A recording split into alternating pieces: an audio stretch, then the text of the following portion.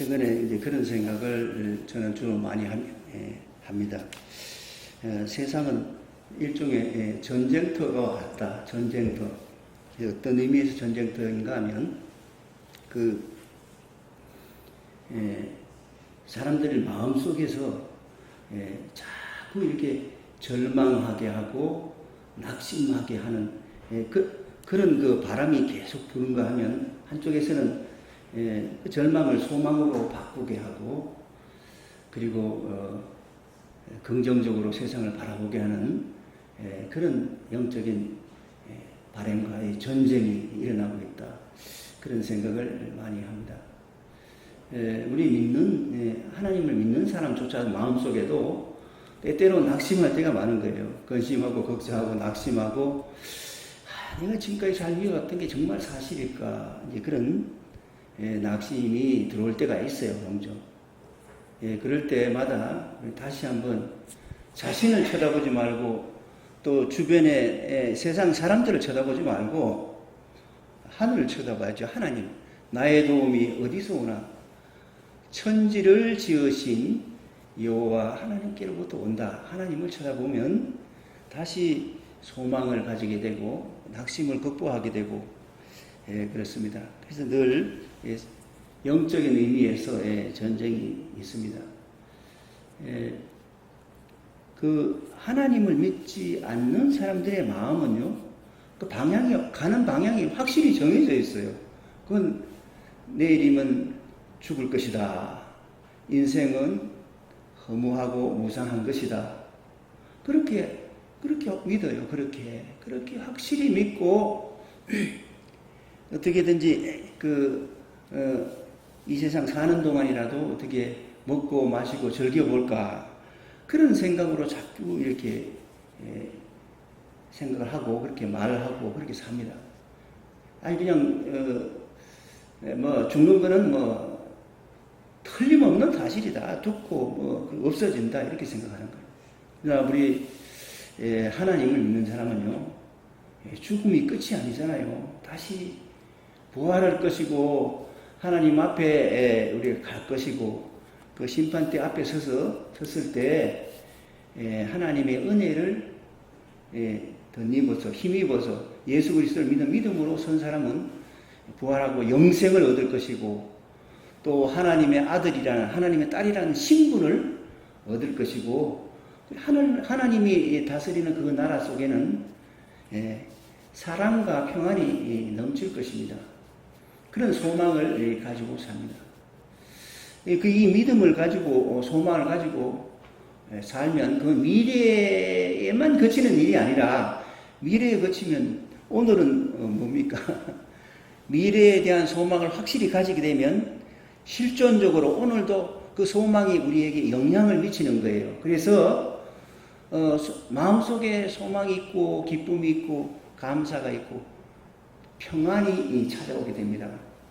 그러나 절망을 안고 살면 죽음 끝이다 하는 그런 생각을 가지고 살면 현재의 삶이 아무런 의미가 없는 것이 되어버리는 거예요. 아무런 의미가 없어요. 그러니까 단순히 미래에 거치는 게 아니라 미래에 대한 그 믿음과 미래에 대한 소망이 오늘의 우리 삶을 지배하고 있는 거예요. 보이지 않게 영적으로 지배하는 것입니다. 그러므로 무엇보다도 우리의 마음을 지켜야 되고 우리의 생각을 늘 지켜나가야 돼요. 나이가 먹어도 마찬가지입니다. 어릴 때는 어릴 때 신앙이 있고 청년들은 청년의 신앙이 있지만 노년은 노년 때 신앙이 있는 거예요. 그동안 믿어왔던 것 하나님이 전능하신 하나님이시고 그 하나님이 우리를 사랑하시고 우리에게 은혜를 베푸시는 분이라는 그 믿음을 붙잡고 그리고 그 하늘의 소망을 두고 살면 이 세상에서 삶에 여러 가지 어려움도 있고 낙심할 수밖에 없는 그런 상황 속에서도 이를 극복하고 이겨나갈 수 있고 또 기쁨과 감사로 살 수 있는 거예요.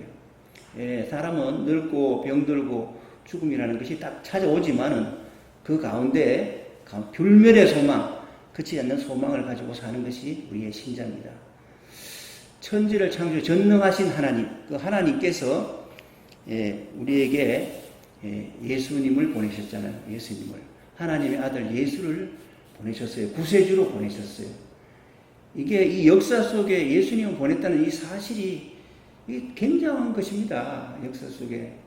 하나님이 하늘나라에 그냥 우리의 생각 속에만 있는 게 아니라 역사 속에 인간의 몸을 입고 하나님의 아들이라는 이름으로 오셨다는 사실이 굉장히 중요한 거예요. 예수님을 믿는다는 것은 예수가 하나님의 아들이요 구세주라고 믿는 거예요. 하나님이 보내신 분이에요. 예수님은 늘 말씀합니다. 나를 보내신 분. 예수님 자신을 보낸 분을 항상 얘기할 때 그분은 항상 하나님, 창조주 하나님 아버지라고 그렇게 이야기합니다. 나를 보내셨다. 너희는 나를 통해서 하나님의 뜻이 무엇인지, 하나님의 마음이 무엇인지, 하나님의 생각이 무엇인지, 하나님의 비전이 무엇인지를 나를 통해서 배워야 한다. 이렇게 늘 말씀하십니다. 그래서 때때로 사람들은 그런 생각을 해요. 나의 꿈, 나의 비전 그런 얘기를 해요. 그런데 우리의 꿈, 우리의 비전이라는 게 하나님을 빼고 나면 아무런 의미가 없는 것입니다. 무의미한 거예요.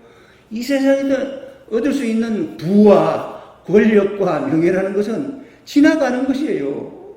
아무런 의미가 없어요. 남는 게 없어요.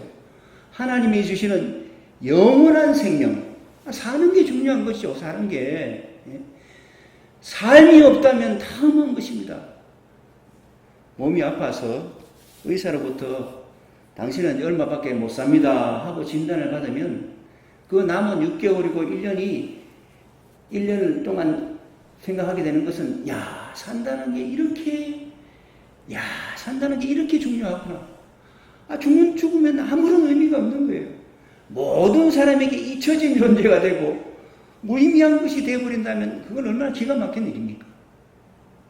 그러나 우리에게 하나님께서 우리를 창조하실 때부터 그 의도하신 것은 죽음의 존재가 아니라 영생의 존재로 하나님의 아들, 딸, 하나님의 아주 사랑받는 아들, 딸로 이렇게 창조하시고 그런 방향으로 살기를 원하시는 것입니다.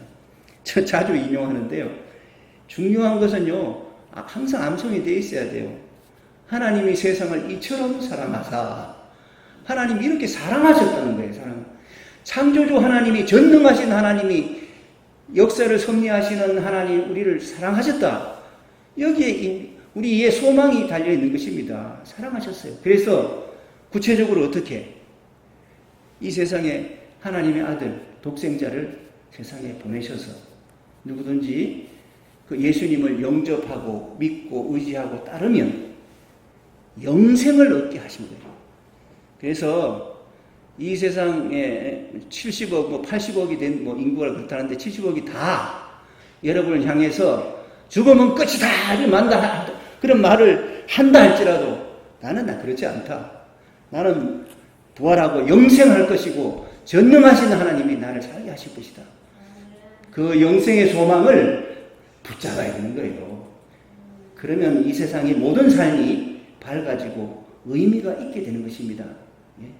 하나님은 지극히 작은 것을 들었어도 크게 쓰시고 놀라운 역할을 하게 하시는 하나님이세요. 이 예수님을 통해서 우리는 하나님의 말씀을 듣습니다. 하나님께서 우리에게 기대하시는 것은 영원한 생명과 풍성한 삶, 단순히 그냥 길게 사는 게 중요한 거 아니에요. 영생이라는 게 길게만 한 게 아니라 하나님의 나라라는 것은요, 풍성한 삶, 행복한 삶, 평안한 삶을 말하는 거예요. 평안한 삶, 그리고 신령한 기쁨. 물론 이 세상에서도 기쁨이 있지만은 신령한 기쁨이 있고요. 그 마음의 평안도 아주 하나님이 주시는 평안은 다른 거예요. 그래서 이 세상에 살면서 우리가 믿는 사람이 누릴 수 있는 것은 주님이 약속하셨잖아요. 내가 너희에게 평안을 주노라. 그 제자들에게 하신 말씀인데 예수를 믿고 사랑하는 사람 모두에게 주신 말씀이에요. 평안을 주노라. 내가 주는 평안은 이 세상이 주는 것과 같지 않다. 다르다. 차원이 다르다. 그래서 이런 평안을 누리면서 신령한 기쁨을 맛보면서 그렇게 살아가는 것입니다. 그것이 하나님이 우리에게 주시고자 하시는 거예요.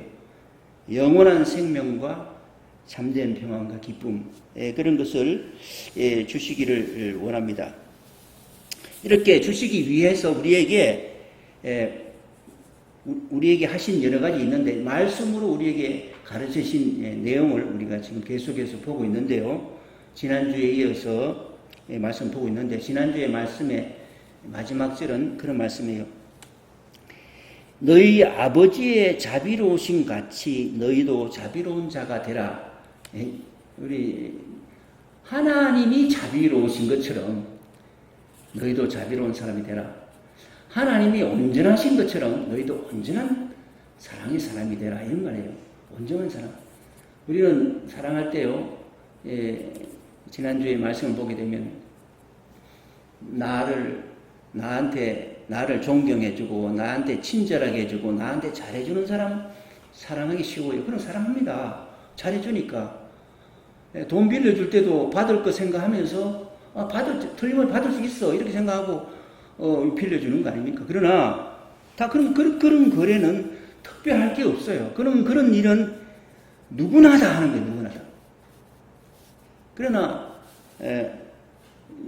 예수님께서 제자들에게 자신을 믿고 따르는 자에게 요구하시는 것은 원수도 사랑해라. 원수도. 너를 사랑하는 사람뿐만 아니라 너를 미워하고 핍박하고 욕하고 물건을 빼앗아 나가고 그야말로 항상 비방하는 그런 원수. 그게 원수잖아요. 원수도 너 원수를 사랑하고 그런 원수가 온다 할 때도 선대하고 그걸 위해서 기도하고 이것을 가르쳤잖아요. 이런 걸 가르쳐요. 이렇게 자비로우심 같이 너희도 자비로운 사람이 되라. 이 하나님이 우리를 괴롭히시려고 이런 말씀 주셨겠어요? 그렇게 살면 더 깊은 평안과 기쁨이 우리에게 솟아오르게 됩니다. 여러분 생활 속에서 그런 걸 느낄 수 있잖아요. 모처럼 한번 좋은 마음 먹고 모처럼 아주 참 봉사를 해요. 그러면 몸은 피곤하고 땀은 흘렸을지언정 마음속에서 그런 성령의 음성이 안 들립니까? 야, 너 누구야? 너 정말 대단하구나. 야, 그런 어려운 걸 참았어? 아유, 그런 일을 했어? 성령께서 우리에게 칭찬해 주시는 음성을 듣는단 말이에요. 아, 내가 참 성장하고 성숙해졌구나. 야, 내가 사람 됐구나. 그런 소리를 듣게 됩니다. 너 참 그 칭찬의 목소리를 듣게 될 때 주는 그 기쁨은 수고의 그 땀과 노력보다 훨씬 큰 것입니다. 하나님께서 우리에게 주시는 말씀은 우리를 괴롭히려고 주시는 게 아니라 우리에게 복 주시고 은혜를 주시고 참된 기쁨과 풍성한 삶을 주시기 위해서 주신 것이다. 그렇게 우리가 믿고 말씀을 들어야 되는 것입니다. 오늘 이제 우리 본문 말씀을 보게 되면요, 우리 쉬운 말씀으로 읽었는데 개역 개정판에 보게 되면 36장 37절, 여러분 주보 안쪽에 제가 중요한 요절을 같이 읽어보려고 실어놨습니다. 같이 한번 읽어보겠습니다. 6장 37절, 하지 말아야 할 것에 대해서 말씀을 하셨어요. 자, 6장 37절 같이 읽어보겠습니다. 비판하지 말라. 그리하면 너희가 비판을 받지 않을 것이요. 정죄하지 말라. 그리하면 너희가 정죄를 받지 않을 것이요. 이 말씀을 들으면요, 사람들이 원수 사랑하라는 말 이상으로 그냥 슥 읽고 지나갑니다. 왜냐하면 항상 비판해 왔거든요. 우리 생활은 예수님의 가르침하고 반대로 살아왔어요. 과거를 들어보면 그래요. 아, 누구 말이야. 아, 이거 말하는 거 보니까, 에이, 또, 누구, 아, 그 사람 그거 아직 못된 사람이야. 그리고, 그런 비방을 많이 하잖아요. 아, 누구가 어떻게 했대. 그런 소리 들으면, 아, 그래? 하고, 자, 귀를 기울이고, 관심을 가지고, 그런 일을 많이 하고 삽니다. 저도 그런 일을 많이 했어요. 내가 생각에는 지구상의 모든 사람들이 다 그런 일 안 한 사람이 없을 거예요. 비판하는 거. 비판하는 거 얼마나 쉽습니까? 입만 놀리면 되니까 얼마나 쉬워요. 그래서 가장 죄 짓기 쉬운 것은 입 놀리는 거예요. 입술의 죄가 큰 것입니다. 너무나 하기 쉬우니까. 근데 비판을 많이 합니다. 근데 예수님 말씀에, 아니, 우리가 늘상 아주 생활화된 이 비판을 하지 말라 그러니, 이거 말이 되는 거야. 이렇게 생각할 수 있어요. 우리 자신의 생각으로 판단하게 되면 그렇게 할 수 있어요. 그러나 우리가 하나님 말씀을 듣고 하나님의 아들의 말씀을 들으러 왔잖아요. 그러니까 다시 한번 우리가 내 생각이 어떠하든지 간에 하나님의 생각이 어떠하신지 그 말씀을 깊이 새겨 들어야 할 필요가 있는 것입니다. 듣고 또 듣고 오늘도 듣고 내일도 듣고 모레도 듣고 늘 들으면서 생각을 바꾸고 우리 마음도 바꾸고 생활을 바꿔나가면 하나님이 주시는 평안과 기쁨이 그리고 하나님이 주시는 성숙이 우리를 따라오게 되는 것이에요. 성숙한 모습이. 그래서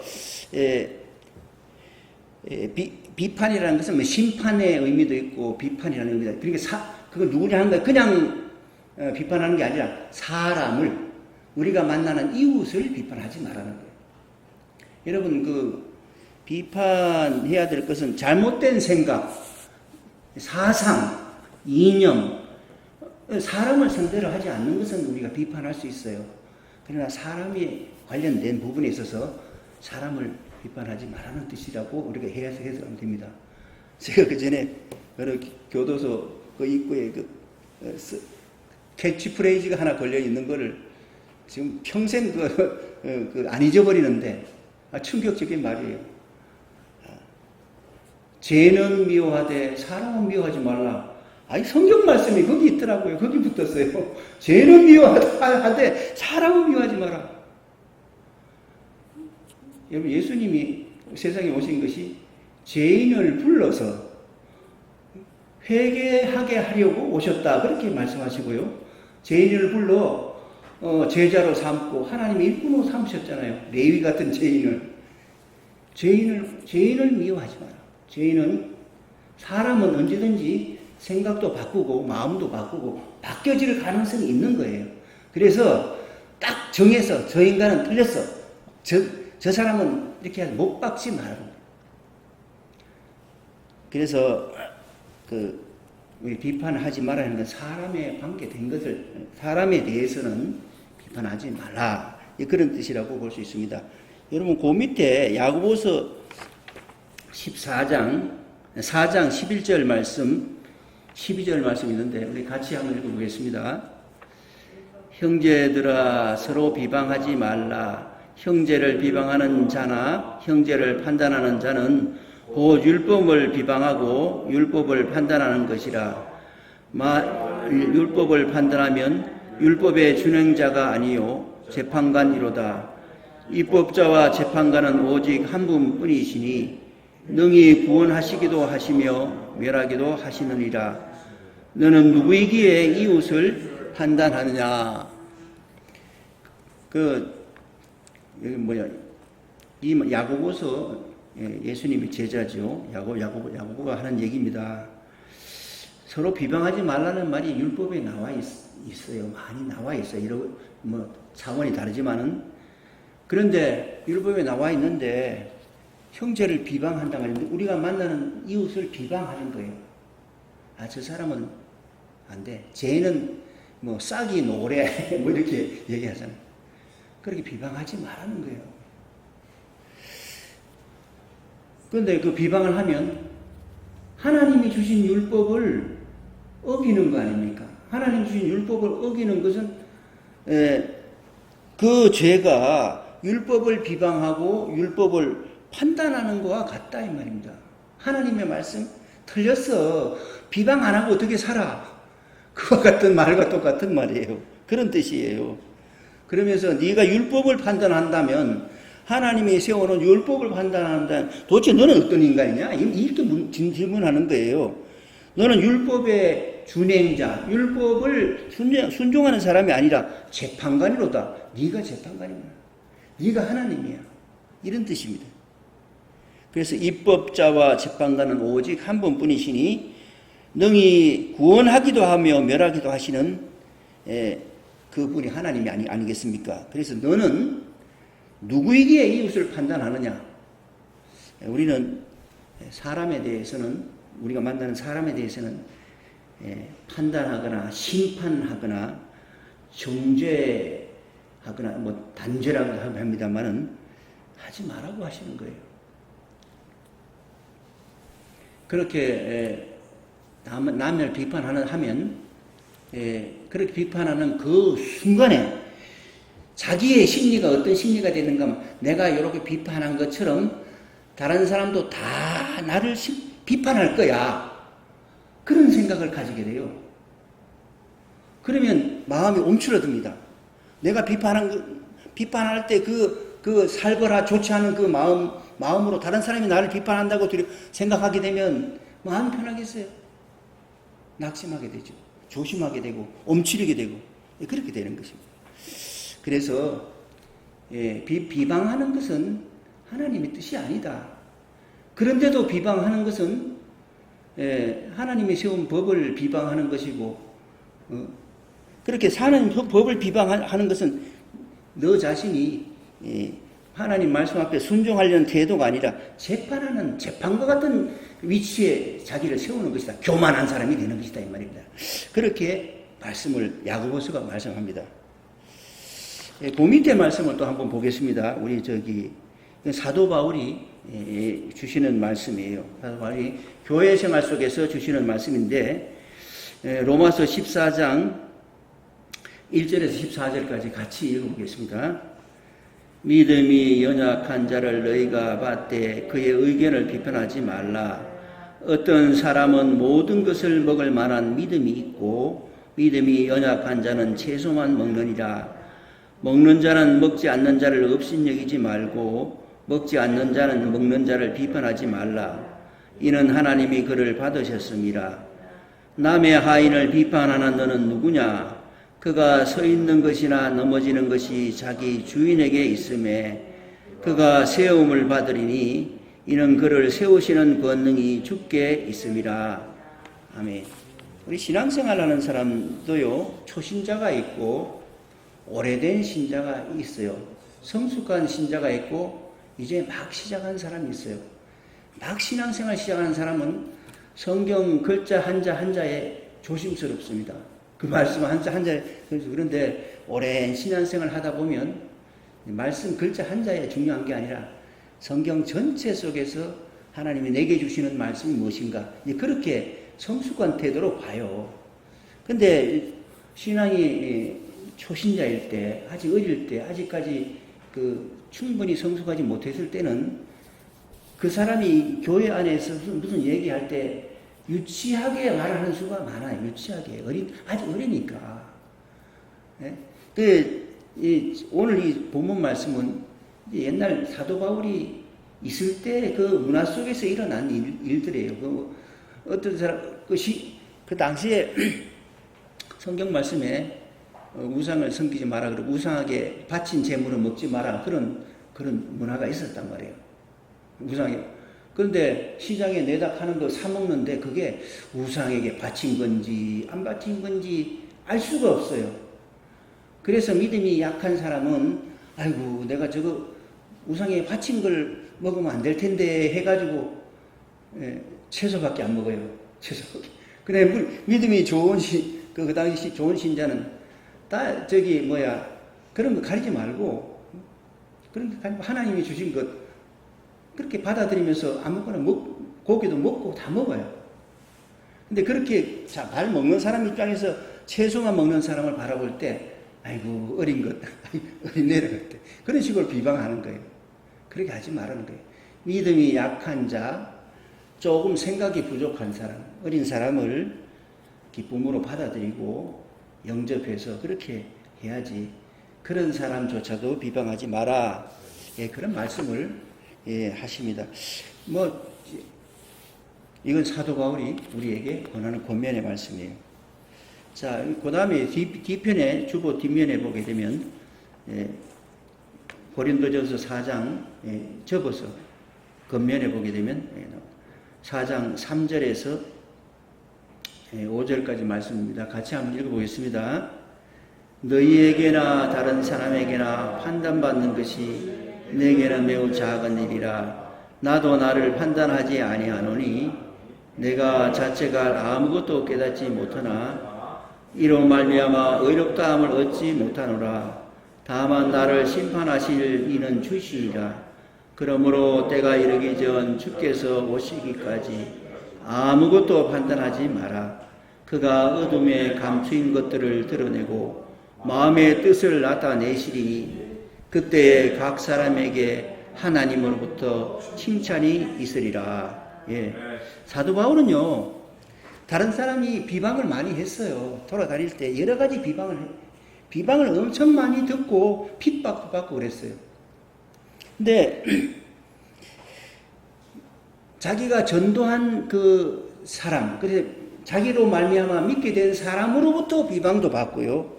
또 믿지 않는 사람도 비방을 받았어요. 근데 그런 가운데서 사도 바울이 하는 말이에요. 너희에게나 다른 사람에게나 판단받고 비판받고 이런 거 난 별로 신경 안 쓴다 이 말이야. 그 말이 내게는 매우 작은 일이다. 그 다른 사람이 어떻게 판단하든 그까지 그거 아무 신경 안 쓴다. 그 말이 요즘 말로 신경 안 쓴다. 그러니까 매우 작은 일이라 그렇게 말하면서, 그리고 나도 나를 판단하지 않는다. 내가 스스로를 돌아볼 수 있지만은, 나를 돌아볼 수 있지만은 최종적인 판단자는 하나님이시잖아. 그때까지 최종적인 판단은 보류. 난 나대로 잘한다고 했지만은 그것이 과연 주님 보시기에 기쁘고 바른 일이 될지 안 될지는 사실 나도 잘 모른다. 이런 말씀을 하시는 거예요. 그래서 자기 스스로 생각할 때는 나는 양심에 걸린 게 없다. 그렇지만 심판하시는 이는 주님이시다. 그래서 내가 자체가 아무것도 깨닫지 못하나 이로 말미암아 의롭다함을 얻지 못하노라. 내가 아무런 그 양심의 거리낌이 없지만은 내가 양심의 거리낌 없게 살았다고 해서 내가 구원받는가? 그건 아니다. 그건 아니야. 나를 의롭다 하시는 이는 하나님이시고 나를 죄인이 있는 그대로 용서하시고 받아주시는 분은 하나님이신 거예요. 예? 나를 심판하실 분은 주님이신 분. 그래서 판단하지 마라. 자기 자신에 대해서도 만나는 이웃에 대해서도 판단하고 심판하고 정죄하고 그런 거 하지 마라. 그래서 그렇게 함으로 말미암아 자기 자신이 다른 사람으로부터 판단받지 아니하는 담대함을 가지게 되는 것입니다. 이게 하나님께서 주시는 우리의 마음인 것입니다. 그래서 하나님이 판단하시고 하나님이 칭찬해 주실 것입니다. 그 다음에 해야 할 것, 하지 말아야 할 것은 이제 비판하고 심판하고 정죄하는 것이고요. 해야 할 것을 두 가지로. 그게 원수 사랑의 방법을 이제 말씀하신다고 보면 됩니다. 누가복음 6장 37절, 38절 연결되는 말씀입니다. 같이 한번 읽어보겠습니다. 용서하라 그리하면 너희가 용서받을 것이요 주라 그리하면 너희에게 줄 것이니 곧 후히 되어 주시고 흔들어 넘치도록 하여 너희에게 안겨주리라. 너희가 헤아리는 그 헤아림으로 너희도 그 헤아림을 도로 받을 것이니라. 아멘. 예. 할 것이 두 가지 있는데 용서해라는 거예요. 용서. 저는 청년 시절부터 지금까지 용서라는 말씀 중에서 가장 은혜 받았던 말씀은요. 베드로가 예수님에게 와서 내 형제가 나한테 잘못을 했어요. 뭐 욕을 했든지 아니면 비방을 했든지 아니면 뭐 내 물건을 가져갔다든지 그런 게 잘못했어요. 그런데 그렇게 하고 내가 좀 말을 잘못했으면 내가 아까 말한 잘못은 내가 실수했네. 미안하네. 이렇게 말하면 용서해 주라는 거예요. 그래 나와서 또 그 일을 또 그 말을 반복해서 하는 거예요. 그렇게 해서 하루에 7번 내가 하루에 7번 정도 반복해서 이게 회개한 거야 안 한 거야? 이거 알 수가 없을 정도로 반복해서 형제가 잘못했을 때 내가 7번 용서했으니까 주님 이만하면 됐죠 하고 자랑스럽게 얘기했을 때 예수님이 하신 말씀이요. 7번에 70번이라도 7번에 70번이라도 회개하거든 용서하라. 그 말씀은요 충격이에요. 하나님이 우리를 어떻게 용서하시느냐 하는 바를 보여주시는 거예요. 하나님이 예수님을 통해서 우리에게 보여주시는 말씀은 무한히 용서하겠다. 언제든지 회개해라. 너희들은 하다가 실수도 할 수 있고 잠잘 수도 있어. 근데 내가 잘못해 다시 예수님 앞에 하나님 앞에 볼 면목이 없어서 나는 회개도 안 할 거야 하고 돌아가는 게 아니라 그래도 천부여 의지 없어서 손 들고 옵니다 하고 이렇게 손 들고 오는 거 회개를 할 때마다 용서하신다. 우리가 만나는 이웃을 어떻게 사랑합니까? 용서하는 거예요. 하루에 10번 찾아와서 잘못했다 그러면 10번 다 용서하라는 말씀이에요. 이렇게 하기 어려운 게 어디 있어요? 그런데 하게 되면 주님이 주시는 평안과 기쁨과 행복이 따라올 것입니다. 주님이 주시는 내가 주는 기쁨은 세상에 주는 기쁨과 다르다 그렇게 말씀하셨어요. 주 안에서 기뻐하라. 내가 말하니 항상 기뻐하라. 항상 기뻐하라. 이렇게 말씀하시잖아요. 그러니까 우리가 주님께서 가르쳐 주는 말씀은 무거운 짐같이 생각하지 말고 겸손히 예수님이 겸손하신 것처럼 우리도 겸손히 받아들이면 하나님이 주시는 신령한 기쁨과 평안으로 우리가 살 수 있게 되는 것입니다. 자, 그래서 용서하라 그러고 그다음 주라는 거예요.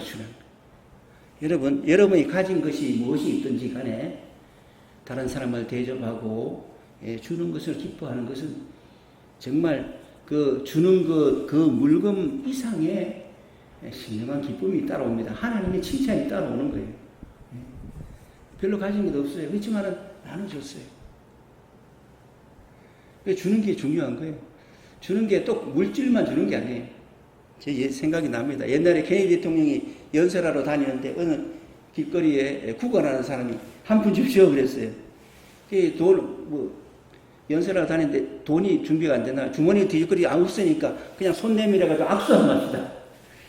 그 구걸하는 분이 케네디가 손을 내밀어서 악수를 건네니까 더 기뻐했다 그랬습니다. 존경을 줬잖아요. 존중을 줬잖아요. 항상 멸시를 받았는데 모든 사람은 쓸모없는 인간으로 멸시를 받았는데 존경과 존중을 받았어요.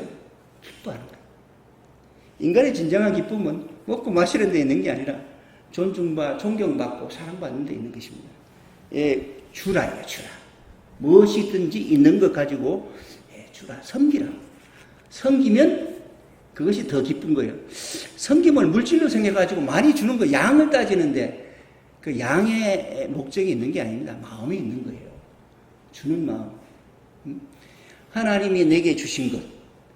내게 영원한 생명을 주셨어요. 하나님의 자녀라는 신분을 주셨어요. 이 귀중한 것을 받았는데 내가 가진 것 뭘 못 주겠어요. 우리가 하루아침에 그렇게 성자가 될 수는 없지만은 내가 할 수 있는 그 자리에서 바꿔나가면 그 기쁨과 평안이 더 풍성해질 것입니다. 그래서 주라. 그럼 너에게 하나님이 주시는데 어떻게 주시는가 하면 38절 우리 같이 한 번 더 읽어보겠습니다. 주라 그리하면 너에게 줄 것이니 곧 후이 되어 누르고 넘치도록 하여 너에게 안겨주리라. 너희가 헤아리는 그 헤아림으로 너희도 헤아림을 주로 받을 것이니라.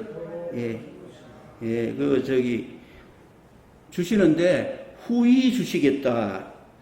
누르고 흔들어 넘치도록 너희에게 안겨주리라.